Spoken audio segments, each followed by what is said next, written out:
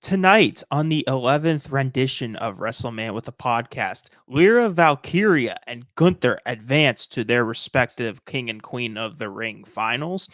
We have an update on Cody Rhodes versus Logan Paul and what titles are on the line. Plus, we got some new spooky Uncle Howdy stuff, including taking over a whole Twitch screen on WWE's Twitch page for almost an hour. It's a wild one. And this is going to be a wild episode.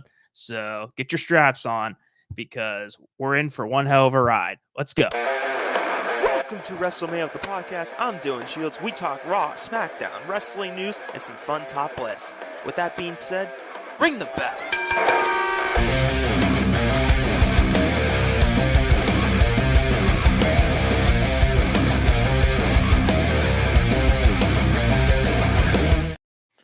How are we doing, guys? Another Tuesday night, 7 o'clock as always. It's beautiful out where I am. Who knows if it's nice out where you guys are? I hope it is. So I decided to open the windows up a little bit, get some natural light in here. Tired of my light bulbs. So get some nice natural light in there. Talk some wrestling with you guys.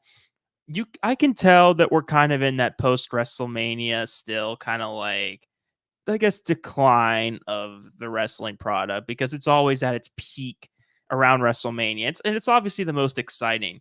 I always love talking about wrestling. I do. And actually, I don't want to toot my own horn and brag, but I'm at an internship at Millersville, and there's a local company called Three Legacies Wrestling. And I definitely recommend it because they put on a great product. Actually, Ricardo Rodriguez is their owner there, and he used to be in WWE, obviously. And they put on a good show. There's great characters, and I got to do the hard cam for them. It was a nice workout on my back. It was a pain in the ass for that, but I enjoyed it. I love doing close-ups of certain shots. I loved seeing people's character arcs and entrances and just the matches in general. They put on some good shit. They put on good shows. So that was very fun to do. So yeah, my passion for wrestling is still there, but I could tell sometimes where it's like the news is kind of lacking a little bit in wrestling, a little bit. Like trying to find ring discoveries today was a bit tough because it's like, besides the Uncle Howdy stuff we're going to talk about, there's not anything that big going on right now. But hopefully, once we get towards Clash of the Castle, Money in the Bank, and SummerSlam, then I can include some more guests since the episodes will be a bit bigger in terms of wrestling news. But obviously, still a passionate wrestling fan, so always got to tune in every week. And there's always something going on. That's the beauty of wrestling. Let's get this banner here. For once, I don't forget to do that. And let's get this PowerPoint going. Like I said, episode number 11 here. SmackDown last week for Layeth the Smack Talk. It began with Bianca Belair versus Tiffany Stratton. And I think it's the first time they've encountered each other. They've teased the match for a few months, I think since the winter, and we finally got it here. And Tiffany was going after Bianca's leg through a majority of the match. It was a really good match, one of the better women's matches of recent times until Monday. Might have topped that, but yeah. But then at the end, Bianca got the win over Tiffany Stratton. And before we get to like the actual like wrestling stuff, I think Tiffany had a bit of like a controversial post regarding like a racist post on Insta. I honestly think it was an overreaction. I don't know the full details, but it seemed like just a complete overreaction. She did delete it. I don't know if that factored into Bianca beating her or not. I'm not sure it did. Bianca's kind of like a franchise player in WWE. She rarely takes losses. I wanted Tiffany to be queen of the ring. I think people kind of overreact a little bit to this. Yes, it kind of sucks. Do I think a person like Bianca needs it? No. But I don't think it's going to hurt Tiffany in any way putting on a great match here with Bianca. I think she'll be just fine, Tiffany, and she'll get her push. Possibly Money in the Bank. I think she could be a contender to hold that women's briefcase and maybe actually hold it for a long time for once because usually they don't. But I don't think this is going to hurt Tiffany in any way. And I think that post was an overreaction by people, but I don't know the full details, obviously. In terms of Bianca going to the finals, we'll talk about actually Cargill versus Nia Jax, because what the hell was that? I understand that they're both strongly booked wrestlers and you got to kind of protect them in some way. They did a decent job of it involving Jade Cargill's daughter and Nia Jax, like mocking her, and it caused Cargill to use a chair. It caused a DQ. The match only was like a few minutes, but this could kind of be a dream match for some people, where it would have been exciting to see what Cargill could do to Nia, and maybe we'll still get a feud between them. But for the first time of them fighting, it's a little bit disappointing. But I just think at once Bianca won, they weren't going to do Bianca Cargill right away. So you knew they were going to have to kind of backdoor their way into Nia winning, but protecting Cargill. It's similar like to Gunther and Dragunov. Like, you don't want to do that match yet, so you have to have Jey win. I think this was another way of doing that. But that's not going to hurt Cargill. I just think, why even do that matchup if you're just going to have it end in a DQ like that? Besides that, though, I will give credit, and we'll talk about the Valkyria match. The women's matches for Queen of the Ring have been longer and so much better than 3 years ago. And I'm so happy they're finally putting respect towards women and women's tournaments and actually giving them freaking time. So it was frustrating 3 years ago when that wasn't the case. So thank God they got their act together and decided to do the right thing there. Tama Tonga defeated LA Knight. Yeah. I think I kind of predicted that. Troy was on the show last week and he was thinking it was going to be LA Knight that would go to the finals. The moment I saw Orton last week call out Tonga being like, oh, we might meet again in the finals, I'm like, yeah, he's going to beat LA Knight. Eventually, LA Knight, I don't want to say he's losing too much, but the steam it's just not there from where we were at this point last year towards the summer when LA Knight was white hot. It's just not there because the roster's still stacked and LA Knight's momentum's just not there. They did tease, I will say, they did tease on SmackDown, LA Knight and Logan Paul standing face to face. They teased it. So I'm hoping we're going to get what I want, and I think what a lot of fans want, and that's LA Knight versus Logan Paul at SummerSlam, with LA Knight possibly dethroning Logan Paul. And we'll get to the Cody stuff because thank God for what happens there, that Logan will still be champion afterwards, so he'll be champion heading into SummerSlam. But yeah, they teased it. It's not going to hurt LA Knight too much because bloodline interference, obviously. But it's still, I mean, we got to start building up momentum now for LA Knight, really making him a contender to beat Logan Paul for the title. DIY built some momentum, defeating Legado del Fantasma. I don't know if it's on pay-per-view, but I know they're the number one contenders. I don't know if they're going to win them right away because Theory and Waller, I don't think have had a defense yet, but hopefully they could be future tag champions. It just doesn't seem like the tag team division has storylines anymore now that they separated them. And that's a shame because just because we split the titles doesn't mean we have to go to old ways and just have random number one contenders matches, but build no story. I want to still see the Owens and Zayn versus Usos or any Judgment Day type storytelling when it comes to these tag titles, but I don't know if they're going to do that anymore. Hopefully they can prove me wrong. And then obviously Cody Logan, the contract signing. I think I kind of said this in a weird way with Troy last week. And Logan didn't exactly say what I said. I think I said that Logan is going to be like, you people don't deserve to see me defend my belt, but Cody, you have to put yours on the line. It wasn't exact wording, but I kind of called it that they were going to do this because I'm like, I know Cody said he wants the U.S. title, which why would you even tease that if you're not going to do it? But it's only going to be for Cody's title. Logan Paul had his own contract and he signed it. And apparently that was the plan the whole time. This wasn't like a pivot. This was just to get Logan Paul more heat. But Triple H, it's Logan Paul. He doesn't need more fucking heat. He's hated. Triple H, everybody hates him. He is so hated by people. Saudi Arabia might be the only people that have a genuine loving to him for the most part. So I just think that was unnecessary heat that Logan didn't need. The heat was there when Logan didn't even have to earn a title match. That was your heat. But I definitely think I don't care if people are like, oh, now it's predictable now. It's the right decision. Cody does not need that US title.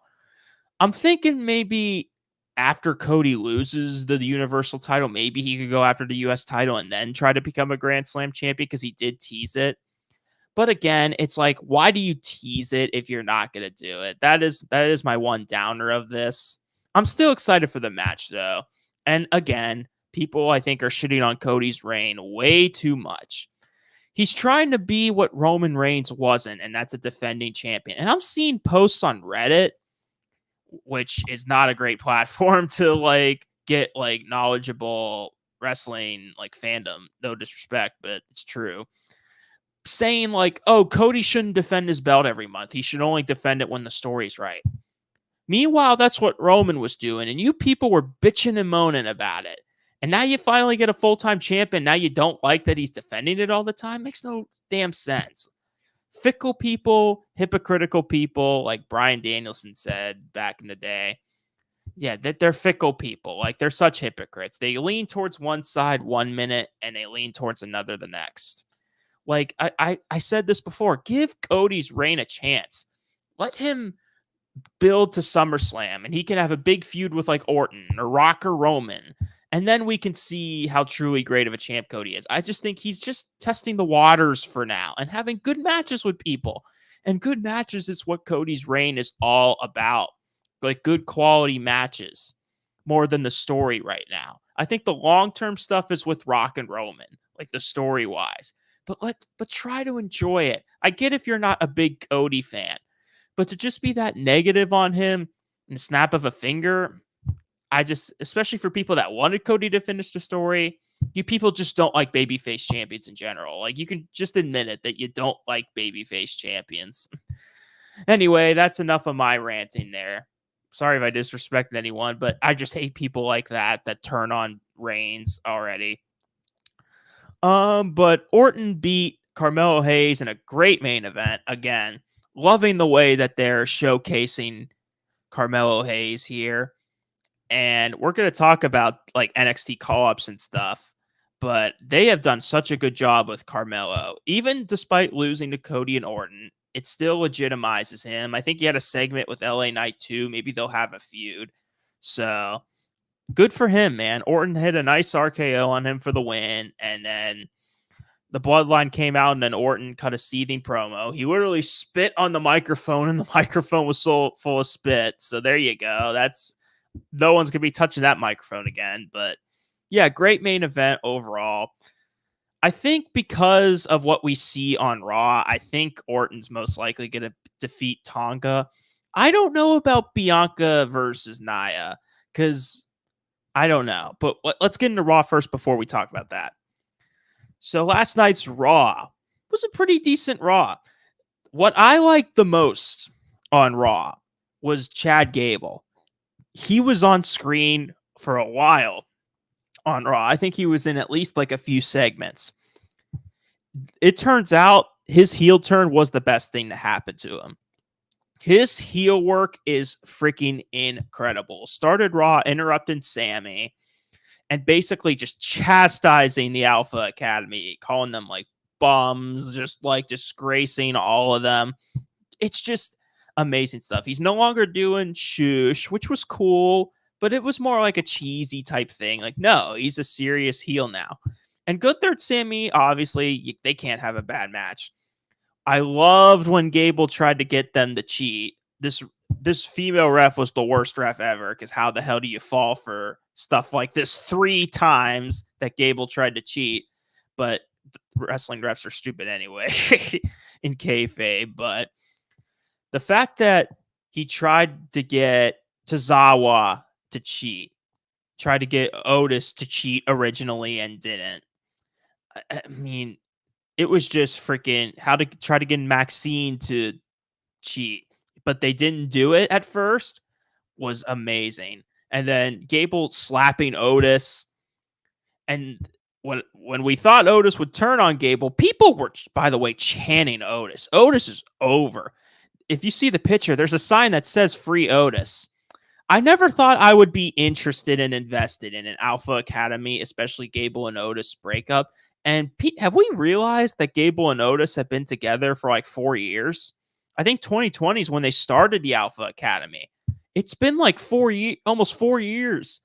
Like, that's crazy how long they've been together. It really is. But I never thought I'd be invested in a tease breakup between them, but God almighty, I am right now. But Otis surprisingly helped Gable, and Gable beat Sami Zayn. So I think that makes it obvious that I think Sami's not going to lose yet. And the reason why Bronson Reed's in that match is to take the pin.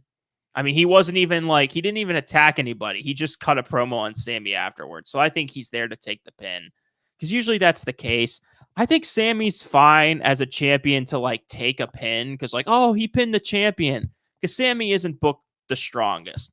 I'm fine with mid-card champions like that being booked like that.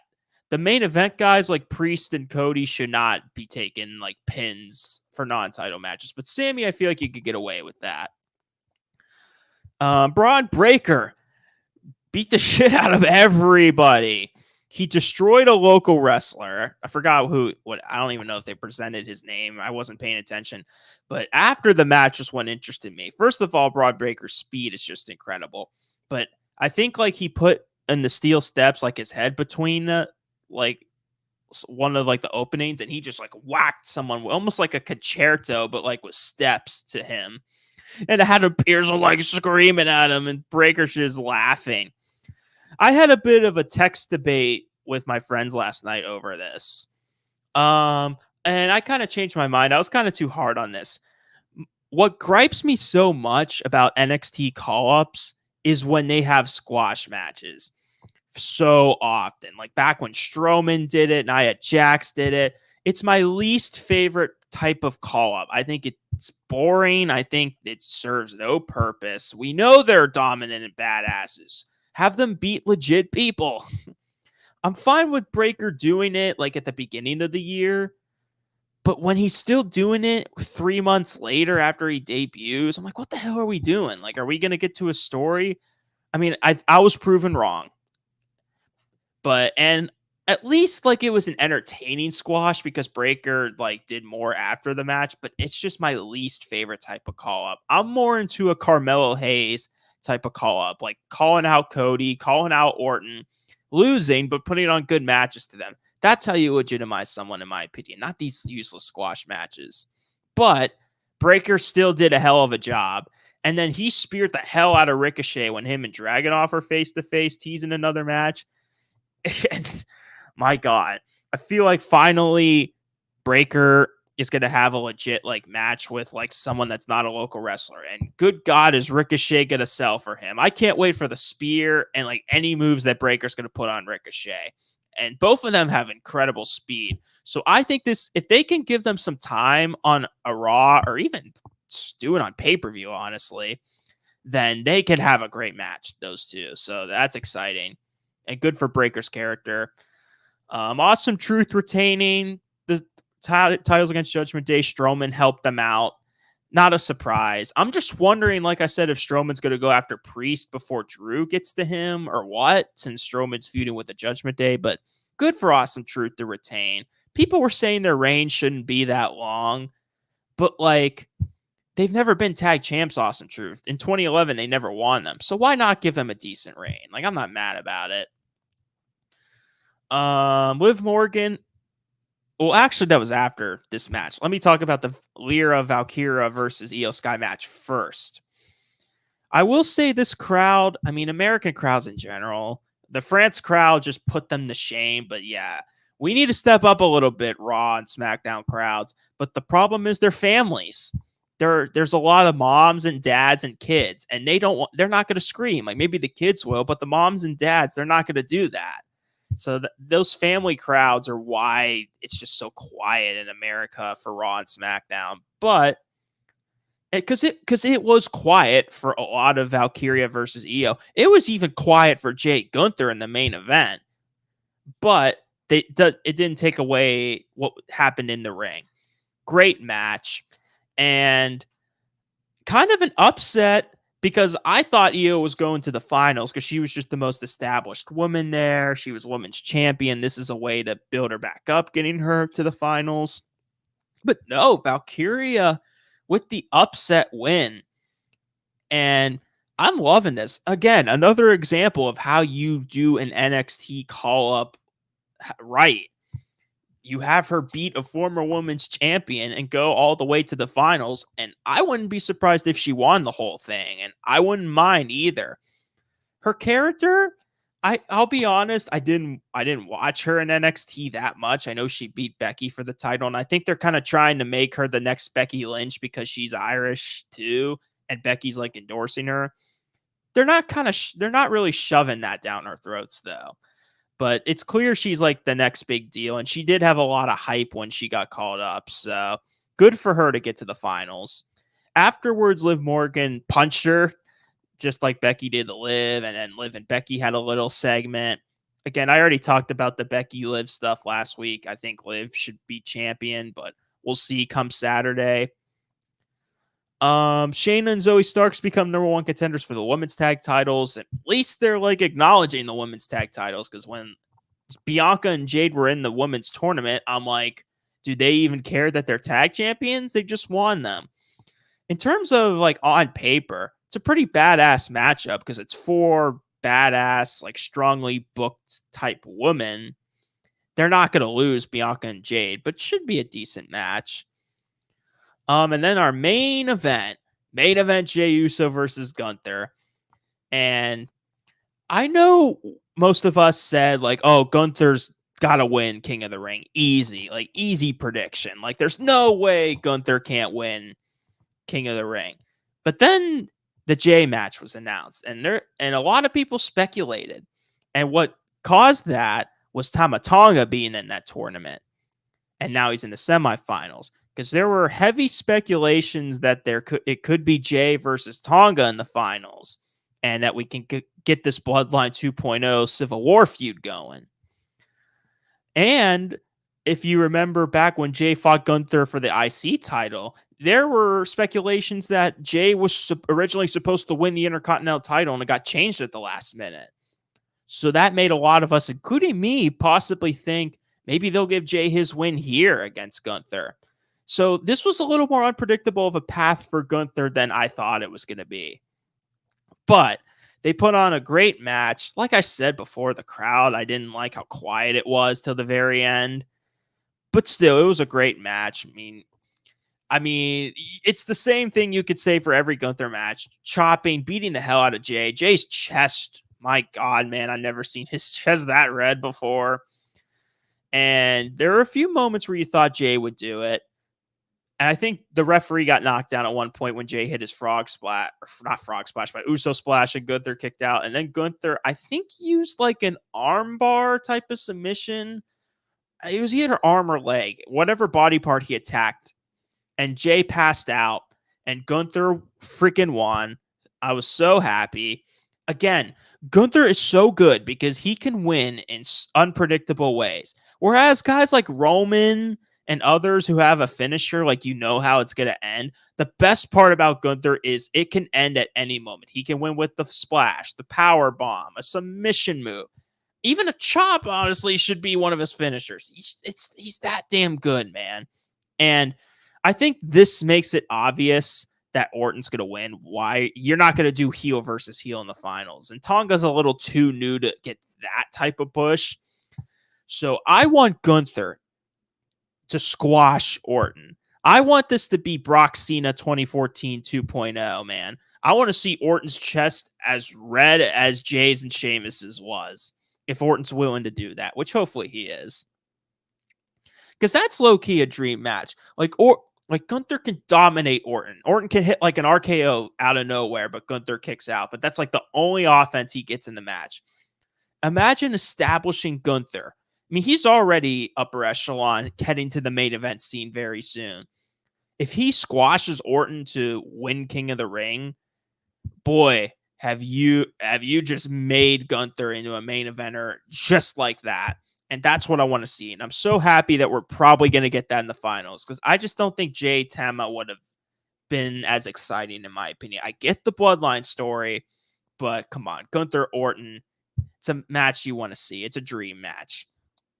And in terms of Valkyria, that's a little more unpredictable because I know a lot of people were saying that probably Naya's going to win because she's a heel and you got to do face versus heel. But I would not be surprised if Bianca won. And I don't know if Bianca's going to win the whole thing.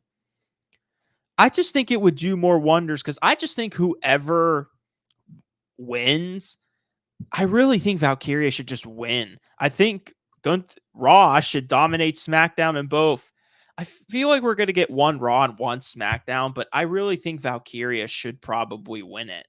I don't think Nia needs it. Bianca sure as hell doesn't need it. I prefer to see Bianca win because I feel like her versus Valkyria is a better pay-per-view match on paper than Nia. But that one's a little more unpredictable. This, like, it's Gunther. Like, Orton is so freaking seasoned veteran. He does not need that. Like, Gunther is going to win 100%. But I like that the women's has a little more unpredictability to it than the men's. Ring discoveries, like I said before, not many big things. The big thing was that Uncle Howdy took over WWE's Twitch channel and their stream for like 55 minutes. And I got to pull up this article here because it shows everything. I didn't see the whole thing, but like I kept skimming through it. And so first of all, there was a file, JPEG picture that showed like, let me see. It was like an SD card or something like that. Okay, I'll skip that over. I don't want to sound like I don't know what the hell I'm talking about. So first it started with like an old Raw in like 2014 with Kane coming out. And apparently the symbolism to that was the same Raw where Bo Dallas's like packages started. Like the Bo Leave stuff. Like I think it was after WrestleMania 30, like one of the Raws afterwards. I think it was that. So yeah, and then after that, like a lot of spooky stuff saying Kane. I think that, and then it glitched over. Yeah, it was like glitching over, and then it was just a chair. And then a bunch of QR codes kept popping up. I think they were older ones. And then, interestingly, a therapist just came out of nowhere. And I think it's the same therapist that did those YouTube videos, like the comedy videos back in like 2020 or 2019, talking to guys. I think it was the same girl. And I think she was like kidnapped by Uncle Howdy or something. Because I think at the very end, it's like the final minute. She hands a note. It just shows the therapist. It doesn't show who she's talking to. She says, "Do you want to meet them?" And then she asks, "Who is them?" Turns around one of the notes handed and asks, "Who are these people?" Which seems to symbolize the Wyatt Six and the members of it. It seems like she's talking to Uncle Howdy. And then at the very end, it shows like a news footage of local woman reported missing. So I guess Uncle Howdy just kidnapped this local reporter or therapist thing.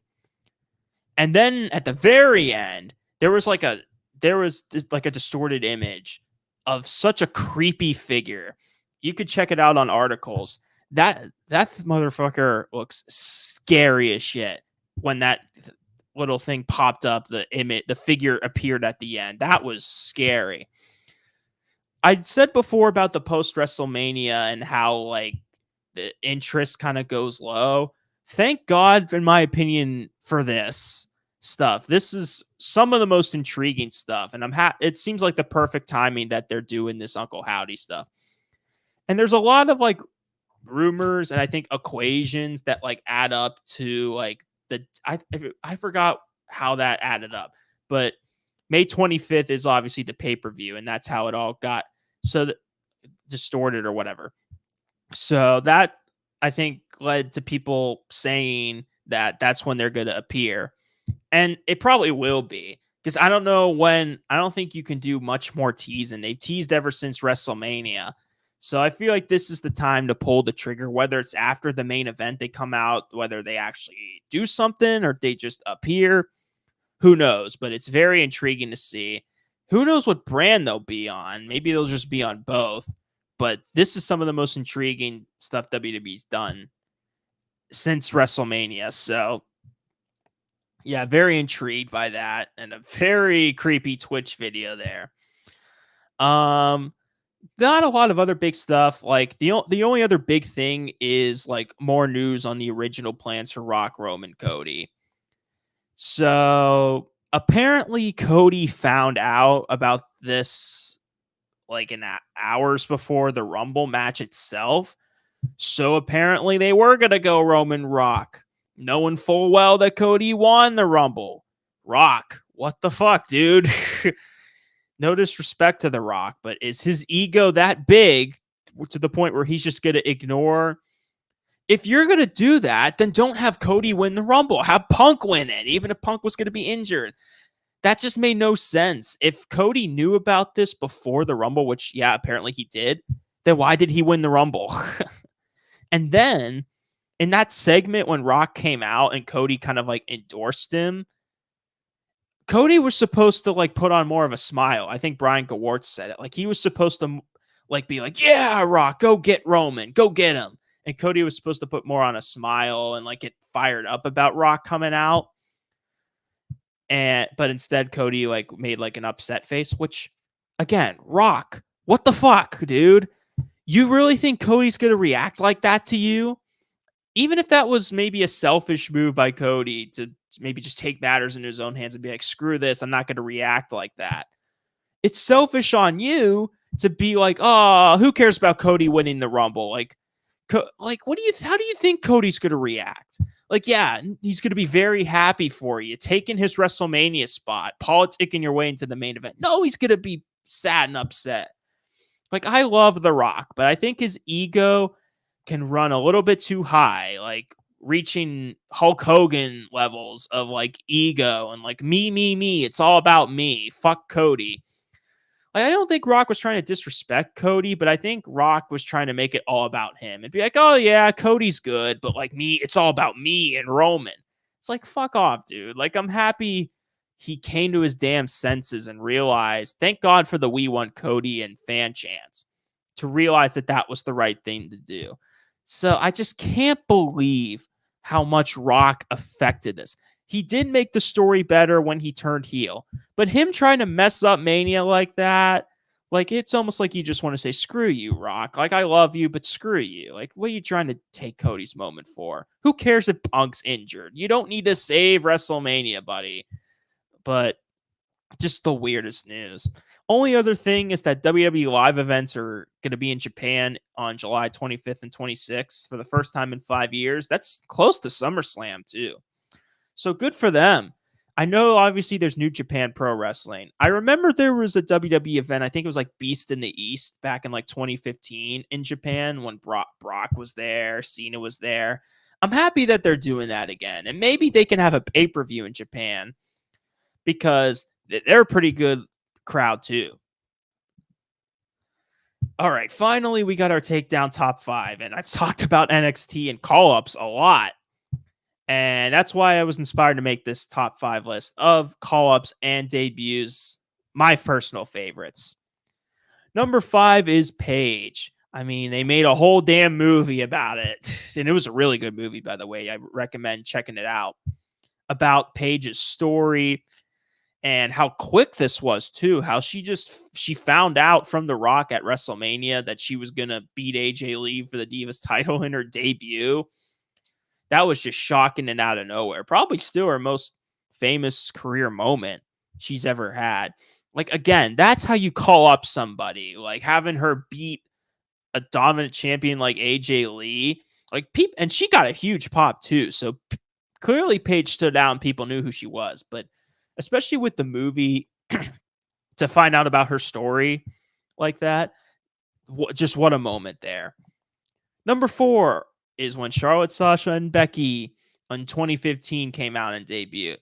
It is tainted by Stephanie McMahon trying to make it all about herself a little bit, about a women's revolution. Like, I get it. Stephanie's like the female voice of WWE, the female McMahon, and she's playing like a bad guy character at the time. But there were moments where you felt like Stephanie was trying to make it all about her at times. But besides that, when those three came out and attacked the Bella Twins, who people were, I think, were getting pretty sick of at the moment, the fact that like all three of them and then they put their submissions on, like that's when you know they arrived. Took a bit longer for Becky to get over as she was. And it's crazy because, yeah, Charlotte's injured. Becky's still like one of the more over people in WWE. And Mercedes Moné now is in AEW. But that was a great way to usher them in. Number 3 is Finn Balor. And it sucks how poor Finn's been booked recently.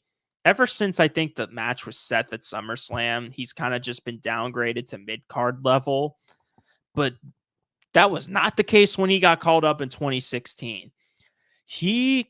Before his injury after the Seth Rollins SummerSlam match, he was pushed. He won like a fatal 4-way for the new Universal title. And then he beat Roman Reigns clean on a freaking Raw to advance the SummerSlam. I'll never forget that because that's when I was really starting to like dig wrestling and I was hooked. Like Finn he's still one of my favorites, but he was back then like one of my guys. And then he beat Seth Rollins at SummerSlam with the Demon and immediately had to relinquish it. And that sucks because he got pushed to the moon right away. And that just took away his momentum. And he hasn't been booked ever since that good. Ever since. Like, this is still the best this guy's ever been booked. And I know he was more hyped up back then than he is now, but still. He's just as good. He's just as in shape. It's just a shame about where Finn is now compared to 2016. Number 2 is The Shield. This one's kind of an obvious one. I mean, it established, like, I guess at the time, though, who would have thought that these three guys would be, like, the faces of their companies? Moxley's one of the faces of AEW right now, and Seth is one of the top guys in WWE, and obviously Roman Reigns is the guy in WWE. And this was a great start. Despite their weird turtleneck outfits, which I love that they just said they ditched them right away because they look stupid. And also, Mr. McMahon wanted them to come out with what, like shields, like literal glass shields. Dear God, Vince is an idiot sometimes, but sometimes all the time. But thank God they said no to that. And they attacked Ryback, and just the impact that they had, like the shock in the fans' faces when they debuted just says it all. Just a perfect way. It's a random moment, but a great random moment for the Shield. I forgot to put them on this list. An honorable mention, I guess, would be the Nexus as a whole, attacking Cena in 2010. But the thing is, the way that they were booked kind of ruins that moment. It kind of just, it doesn't make that moment as big as it should have been. Thanks, John Cena. But that would be an honorable mention because it kind of has there's a bit of a comparison from the Nexus to the Shield in terms of destruction and randomly beating the hell out of people. But the Shield, WWE actually capitalized on it. The Nexus, they didn't. But my favorite call-up, and it will probably be my favorite call-up ever, is Kevin Owens. And this is when I first started watching. Like, around this time was when I first started watching WWE. And that's how you get me hooked into KO. I mean, he wasn't it took him a while to truly be a favorite of mine, personally. But to have him debut as the NXT champion, attack John Cena, and then in their first pay-per-view match, beat John Cena clean. I know Cena won the feud itself, but Owens won the first match, his debut match against John Cena. How are you going to top that? There's nothing that's going to top that type of call-up. And that's honestly benefiting Owens to this day because Owens can just say that. Like, that's on his resume. No matter how many times Cena beats him, he beat Cena in his debut match as the NXT champion and attacked him on his first night too. That's how you truly legitimize an NXT superstar. And that's why I was so passionate about Braun Breaker, because that's just my least favorite way of bringing up guys. This right here, Kevin Owens, is how you freaking establish someone right off the bat. I don't care if it gets backstage heat, if people have a problem with an NXT guy getting, like, who gives a shit? Like, I wouldn't care if I was in Owens' position. Like, I'm gonna take that position any day of the week. Who cares if I have heat with people? Fuck them. That's my opinion. I mean, yeah. Again, another rant though by me. But that's gonna be it for this episode here. I apologize if the times are a bit inconsistent. I know I said 30 minutes. That's because in my class for podcasting, it had to be a half hour, like at the most. Now that class is over, but I'm still doing this podcast, I'm a little more lenient and just kind of just talk naturally. I don't really want to rush too much. I don't want it to be too long though. But if I have guys like Troy and Matt and other guests on, chances are they're probably going to lean towards like an hour. While if it's just me, it'll probably be around 35 to 45 minutes, most likely. But yeah, I just wanted to apologize for that. I don't think I'm going to do predictions. I just think I'm going to post like a post on YouTube giving my predictions.